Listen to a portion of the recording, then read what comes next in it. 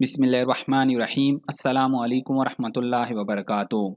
दोस्तों, नाखून और बाल मर्दों की निस्बत ख़वातीन के लिए ज़्यादा अहम होते हैं। इनकी हिफाजत और इन्हें खूबसूरत बनाने के लिए वो बहुत से जतन भी करती हैं।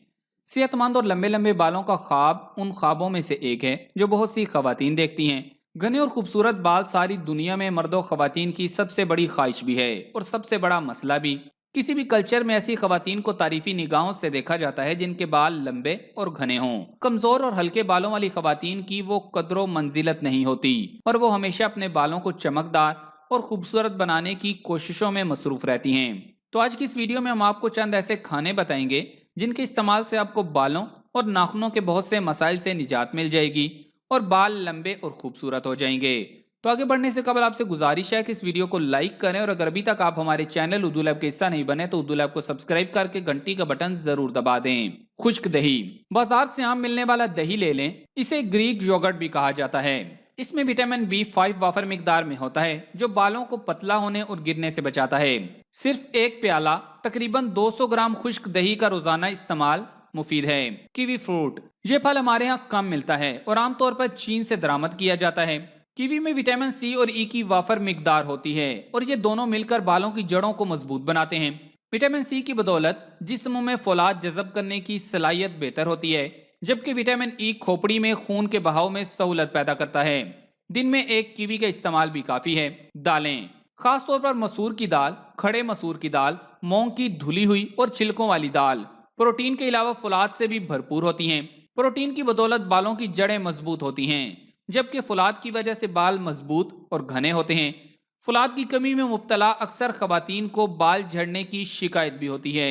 रोजाना सिर्फ एक कप तकरीबन 150 ग्राम उबली हुई दाल खाने से इन मसाइल पर आसानी काबू पाया जा सकता है।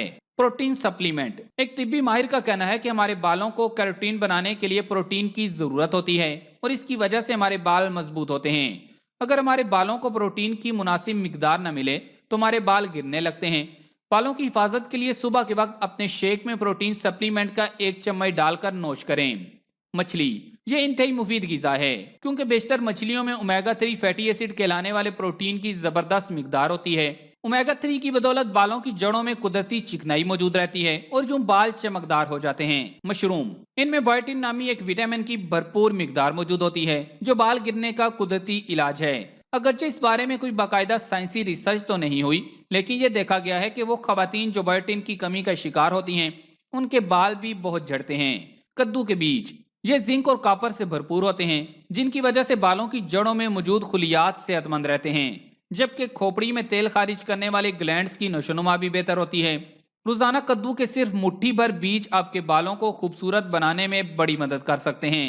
बादाम। प्रोटीन के अलावा मैग्नीशियम से भरपूर इस मेवे की वजह से बाल और नाखून मजबूत होते हैं। मैग्नीशियम कुदरत की जानिब से एक कुदरती तोहफा है जो कि जहनी तनाव कम करने के साथ बालों का गिरना भी रोकता है। माहिरीन सेहत का कहना है कि हमारे नाखूनों के कोनों के टूटने की बड़ी वजह मैग्नीशियम की जिस्म में कमी है और बादाम खाने से ये कमी दूर की जा सकती है।